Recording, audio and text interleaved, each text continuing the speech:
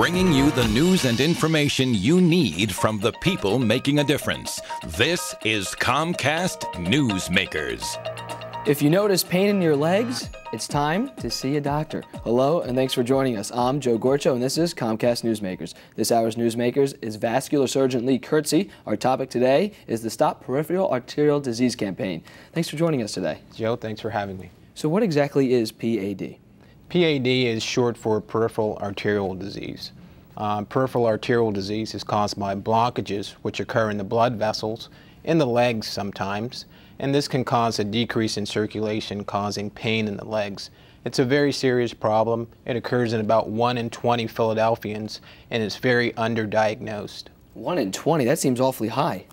It's very high, and incredibly, the consequences of PAD when it's undiagnosed can be very severe, but importantly, we have very good means of diagnosing it, and that's why we have this campaign. It's to increase the awareness. What sort of side effects? You just said they were pretty severe. What some sort of the risks that come with this? Side effects of PAD can be tissue loss in the legs requiring amputation. You can also have a stroke. You may even also have a heart attack from PAD.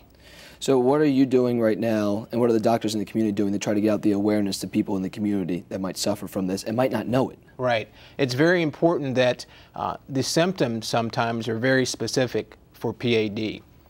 If we can improve the awareness in patients so that when you go to see your physician, you can mention those symptoms, then we can begin to diagnose it at an earlier stage. What sort of tests do you doctors do to try to find out whether or not it actually is PAD or maybe just, a cramp or something that's just been chronic for a while? Yeah, that's a good question. There's a very simple test. It's called an ABI. It's ankle brachial index. A 5-minute test, no needles, no pain. Put a blood pressure cuff on the legs, compare that to the blood pressure in the arm, and we can determine if someone has PAD. How successful has the Philadelphia area been in terms of diagnosing this and getting people better? Well, I can tell you, I can put it on the national, in terms of the national prevalence of this disease, there are 150,000 amputations per year. That's a tremendous amount of amputations. And this is a disease that can be diagnosed and managed appropriately if we diagnose it early.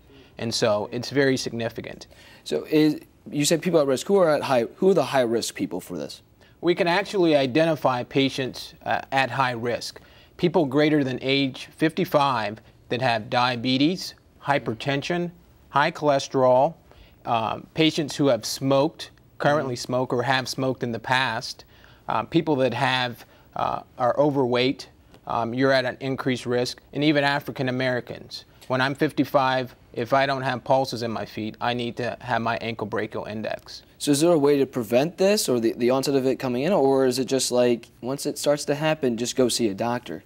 Once it starts to happen, there's a way to manage it. Okay. We can't reverse the damage that's occurred, but we can manage it so that it does not progress, and I think that's a very important point. Now, is it genetic, or is it just the foods you eat, or how you exercise, or how you live your lifestyle? Like, what plays into this? It's kind of a combination. It's food and family, partially genetic, partially the food and the environmental stimulus. The doctors in the area, do you feel that they're treating patients well enough?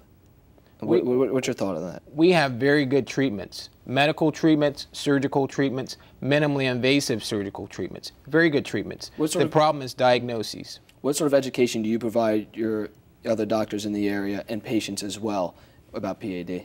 Well, I think it's important that we talk to not only doctors but all healthcare providers, nurse practitioners, all levels of healthcare providers, because these are the people that are going to pick up on these sometimes silent symptoms and these sometimes very ambiguous symptoms. Well, thanks for joining us today to talk a little bit about PAD and how it can affect people and how they can get better. Joe, thanks. BeatPAD.org is our website. Please go there. There's information for healthcare professionals as well as the general public. Thanks again. Thanks, Joe. This hour's Newsmaker has been Vascular Surgeon Lee Kirksey. I'm Joe Gorcho for Comcast Newsmakers. For more information, join us on the web at cn8.tv.